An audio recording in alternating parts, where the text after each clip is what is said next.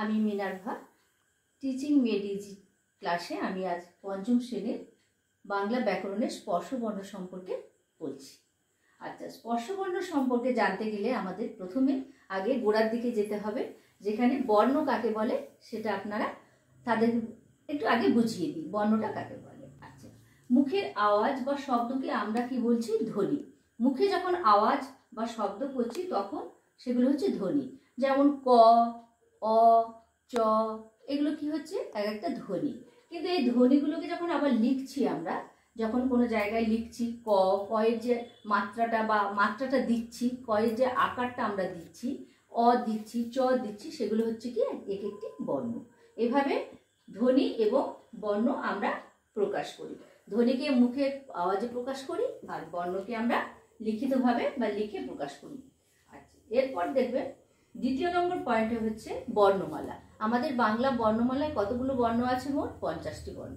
এই 50টি বর্ণের মধ্যে 11টি হচ্ছে স্বরবর্ণ আর 39টি হচ্ছে ব্যঞ্জন বর্ণ। এরপর আমি এই স্পর্শবর্ণ পড়াতে গেলে, যেহেতু আগে এটা আমাকে একটু ধরিয়ে দিতে হবে বর্ণ কাকে বলে এবং বর্ণমালায় কি আছে, এবার চলে যাচ্ছি স্পর্শবর্ণ কাকে বলছি। দেখুন, ক থেকে ম পর্যন্ত যে 25টি বর্ণ আছে আমাদের, সেই বর্ণগুলিকে একসাথে বলা হয় কি? স্পর্শবর্ণ।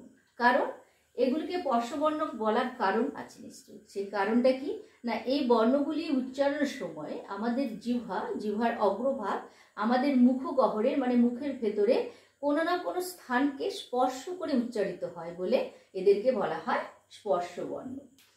আচ্ছা, 4 নম্বর পয়েন্টে আমরা দেখি এই বর্ণগুলিকে আবার 5 ভাগে ভাগ করা হয়। এই প্রতিটি ভাগকে বলা হয় এক একটি বর্গ। যেমন ক বর্গের ক, খ, গ, ঘ, ঙ, চ বর্গের চ, ছ, বর্গে জ, ছ, ঞ, আবার ট বর্গের ট, ঠ, ড, ঢ, মূর্ধন্য। আচ্ছা, এবার দেখি ত বর্গে কি কি রয়েছে? ত, থ, দ, থ, দন্তন্য। আর প বর্গের প, ফ, ব, ভ, ম।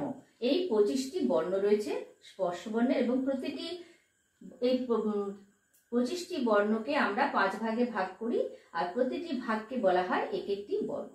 এবার 4 নম্বর পয়েন্ট, এই পয়েন্টগুলো আপনারা দেখে নিয়েছেন। এই পয়েন্টগুলো আপনারা স্ক্রিনশট নিতে পারেন কিংবা ভালো করে দেখে নেন। এরপরে আমি আমার 5 নম্বর পয়েন্টে একটু আলোচনা করছি। চলুন এবার 5 নম্বর পয়েন্টটা একটু আলোচনা করে দেখি। আচ্ছা, 5 নম্বর পয়েন্টে দেখুন, এখানে আছে বর্ণ আর বর্ণের উচ্চারণ স্থান, কোথায় স্পর্শ করে উচ্চারণ হচ্ছে এবং এই উচ্চারণের স্থান অনুযায়ী বর্ণের কি নাম হলো সেটা এখানে লেখা রয়েছে। যেমন ধরুন, প্রথমে ক বর্গের ক, খ, গ, ঘ, ঙ, এই 5টি বর্ণ, এর উচ্চারণ স্থান কি? কণ্ঠ। দেখবেন ক, ক আমরা যখন উচ্চারণ করি ক, খ, এটা আমাদের ঠিক গলা থেকে উচ্চারিত হচ্ছে, সেই জন্য এটাকে বলা হয় কণ্ঠবর্ণ। এগুলোকে বলা হয় কণ্ঠবর্ণ।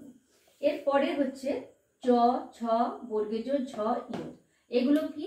এগুলো আমাদের তালু থেকে মানে আমাদের তালুকে স্পর্শ করে, জিহ্বা আমাদের তালুকে স্পর্শ করে। চ, ছ, বর্গে জ, ঝ, এই জন্য এই বর্ণগুলিকে বলা হয় তালব্য বর্ণ। এরপর রয়েছে ট, ঠ, ড, ঢ, মূর্ধন্য। এগুলো ট বর্গের বর্ণ আর এদের উচ্চারণ স্থান হচ্ছে কি? মূর্ধা। মূর্ধা আমাদের দেখবেন ঠিক মুখগহ্বরের ওপরে এবং অংশটাকে বলা হয়, এটাকে বলা হয় মূর্ধা। হ্যাঁ, এটা ঠিক মানে দাঁতের একটু পরে যেটা দেখবেন মূর্ধা, সেই মূর্ধাকে টাচ করে। যেমন ট, ট আপনি নিজে উচ্চারণ করুন, দেখবেন ট, ঠ, ড, ঢ, মূর্ধন্য, এটা ঠিক আমাদের মূর্ধাকে টাচ করে উচ্চারিত হয়, এই জন্য এদেরকে বলা হয় মূর্ধন্য বর্ণ। আর ত বর্ণ, এই যে ত বর্গের বর্ণগুলো দেখুন, ত, থ, দ, ধ, দন্তন্য। দেখবেন ত উচ্চারণ করুন, দেখবেন জিভের মানে আমাদের জিহ্বার অগ্রভাগটা ঠিক এসে একদম দাঁতের গোড়ায় উচ্চারিত হয়। যেমন ত, থ, দ, ধ, দ, ধ, দন্তন্য। এগুলো দেখবেন একদম দাঁতের জিহ্বার অগ্রভাগ আমাদের দাঁতের গোড়ায় এসে উচ্চারিত হচ্ছে, মানে ধাক্কা খাচ্ছে, এখান থেকে উচ্চারিত হচ্ছে, এই জন্য এদেরকে বলা হয় দন্তবর্ণ। আর সব শেষে দেখুন প বর্গের বর্ণগুলো প, খ, ব, ভ, ম, এরা প বর্গের ওষ্ঠ বর্ণ।